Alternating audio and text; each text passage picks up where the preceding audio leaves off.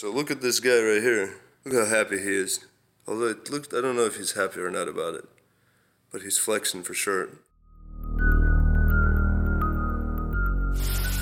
Okay, so today we're gonna go over this cheap jigsaw that I got about a year ago or something like that. My first impressions are not so favorable, so watch till after I'm done like the initial ones, because necessity called for, and it ended up actually being a tool that I really enjoy. I don't know how durable it'll be. Let's go back about a year ago when I first got it and see. Hey guys, we're gonna be doing something different. We're gonna be actually testing pretty much the cheapest jigsaw on Amazon that had good reviews. It was like 25 bucks. Look at this guy right here.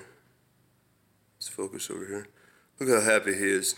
Although I don't know if he's happy or not about it, but he's flexing for sure. So anyways, let's go ahead and, I already kind of cut this open. I looked at it, made sure that the T-shanks fit and so forth. Just out the way. So, I mean, I think the unboxing craze is kind of gone by now, but it's just, you know,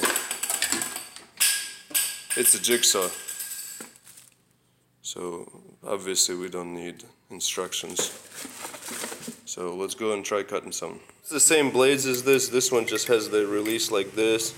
This one's kind of nice. It pulls back and it's pretty easy, quick release. See if it'll fall out.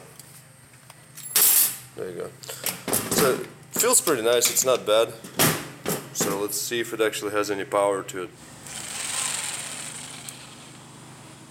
Maximum power.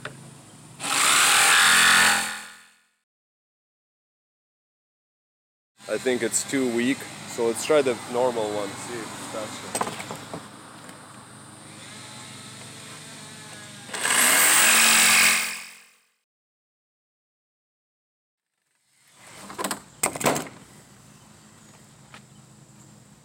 I was cutting out this Aston Martin sign with my trusty old Ridgid, and if you ask me why am I cutting out this Aston Martin sign, because obviously I'm dumb and make bad decisions, but this thing's been with me now I've been cutting everything out with it for 4 years or so, and then my wife had it before we even met.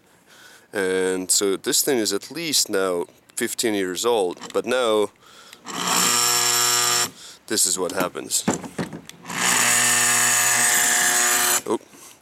So, yeah, something's not right. It was locking up and wasn't working. Now, being of the principle of 2 is 1 and 1 is none, I do have a spare jigsaw that's kind of, this one I think is 4 amp and it's really slow and crappy.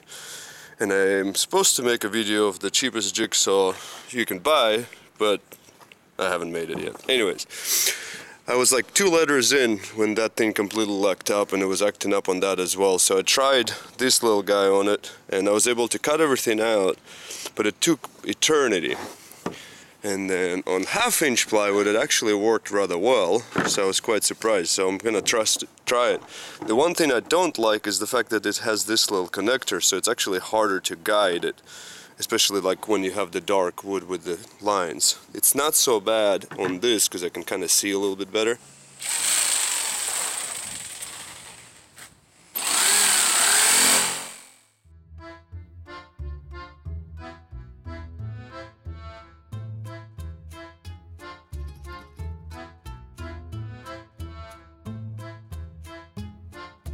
It's all cut out, the letters are dremelled out. This little jigsaw actually did really amazing. My hand is not really tired, because usually whenever it's something this tedious, my hand by the end just pretty much dies. Well, I gotta say, I'm surprised. I'm really pleased with this jigsaw, really easy on their hands. I mean, the whole thing is cut out. I'm about to start painting it properly and so forth. This one, I finished the letters with it too, but that took a little longer. So as long as you cut in like decent quality, not too like dry and old plywood, that's 1/2 inch or thinner, way to go. The only thing I don't like is this thick thing in the front, so it's hard kind of to see with it, so I might end up snipping this out or grinding it out or making some kind of visible through. There was a shield here, I broke that off, I don't need it, it wasn't working for me. But overall, I mean, it was like 25 bucks, it's really, really nice. So something like that would be easy to do, something like that a 3/4 I wouldn't do. And that's about that, and then let's see. This guy, my trusty Ridgid, something's broken inside. I looked up at all the parts and I don't know if it's worth fixing or not, because this plate is broken too. So I went ahead and for like 38 bucks I ordered one of these Wen. I've had this Wen rotary Dremel basically for like a couple of years, since very beginning, actually 4 years now, and it's been great. So for 30-40 bucks or something like that, I bought one of those, and then yeah, we'll see how it goes. It should be here in a day or two. Alright, well, on the first impressions that jigsaw was kind of janky and very underpowered.